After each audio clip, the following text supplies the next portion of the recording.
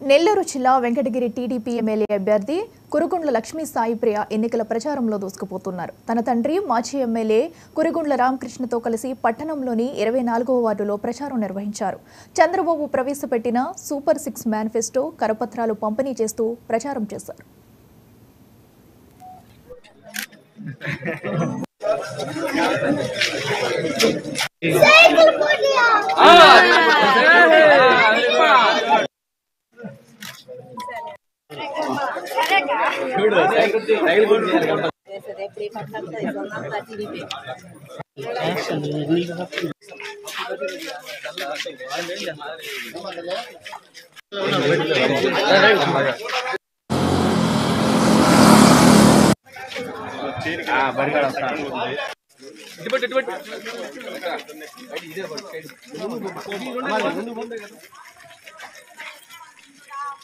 రావట్లేదు. దానివల్ల ఇప్పుడు ఈ డిజైన్స్ బట్టి ఎలక్ట్రిసిటీ యూసేజ్ ఉంటుందండి.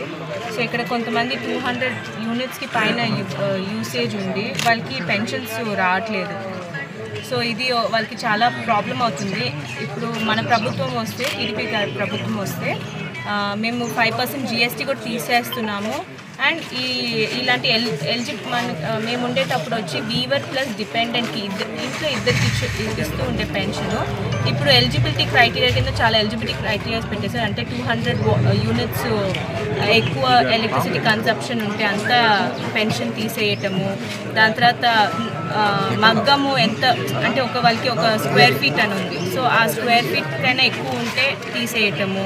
సో ఇది మన ట్రెడిషనల్ వే ఆఫ్ వీవింగ్ అండి. సో ఈ వీవింగ్ సైజ్ చూసి అంటే మగ్గం వేసే పిట్ చూసి వాళ్ళు ఎలిజిబిలిటీ క్రైటీరియా కింద పెన్షన్ తీసేస్తారు. సో ఇదంతా చాలా అన్యాయం. అంటే మనం వైఎస్ఆర్సీపీ ప్రభుత్వం నుంచి నేర్చుకోవచ్చు ప్రజల నుంచి డబ్బులు ఎలా తీసుకోవచ్చో.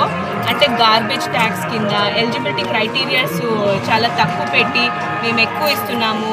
ఒక బల్క్ అంటే వాళ్ళు ఏం చేస్తారంటే ఒక బల్క్గా డబ్బులు ఇచ్చేస్తారు ప్రజలకి. దానివల్ల చాలా మనకి ఇండియాలో అన్ఎడ్యుకేటెడ్ పాపులేషన్ ఎక్కువ కాబట్టి ఇలా డబ్బులు ఇచ్చేసేటప్పుడు వాళ్ళు ఎక్కువ మాకు డబ్బులు ఇస్తున్నారు అలానే ఒక మైండ్ సెట్ వచ్చేస్తుంది అనమాట. సో ఈ నో సైకలాజికల్లీ ఎలా ఒక పర్సన్ ఎఫెక్ట్ చేయాలి, మనం ఎక్కడ మన వీక్నెస్ అంతా ఆయన తీసుకొని he's making it his business అనమాట.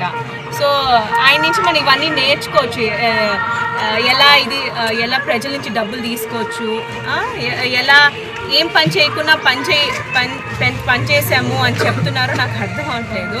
ఇక్కడ చాలా ఈ కాలనీలోనే మేము చాలా ఎన్టీఆర్ ఇల్లులు ఇచ్చున్నామండి. ఇప్పుడు నేను చాలా ప్లేసెస్కి వెళ్తున్నా అంటే డోర్ టు డోర్ క్యాంపెయినింగ్ చేసేటప్పుడు ఇల్లు లేవని ప్రాబ్లమ్స్ 5 yearsగా ప్రాబ్లమ్స్ ఉంది. మేము మా ప్రభుత్వం ఉన్నప్పుడు మేము చాలామందికి ఇల్లులు ఇచ్చున్నాము, ల్యాండ్స్ ఇచ్చున్నాము, పెన్షన్స్ ఇచ్చున్నాము. మనం అప్పుడు ఒకటి ఏం తీసుకోవాలంటే మనము స్టేట్ సెపరేట్ అయినప్పుడు మన దగ్గర అప్పుడు నిధులేం లేవు, కానీ మనం ఇవ్వగలిగాము.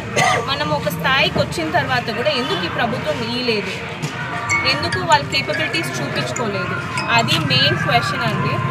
సో అందరూ ఈ రిలీజియను ఇవన్నీ పక్కన పెట్టేసి ఎవరు చేయగలుగుతారు అది మాత్రం చూసి ఓట్ వేయండి. నేను అదొక్కటే కోరుతున్నాను. మీ వీక్నెస్తో వైఎస్ఆర్సీపీ వాళ్ళు ఆడుకుంటున్నారండి. Be careful, be wear.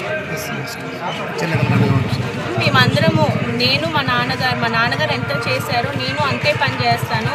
ఒక ఆడబిడ్డగా నేను వెనక అడుగేయను. అంటే ఆడవాళ్ళు ఏం చేయగలుగుతారు అని చెప్తారు, కానీ ఆడవాళ్ళ శక్తి ఈ ప్రపంచంలో దాటి ఎవరికీ ఉండదండి.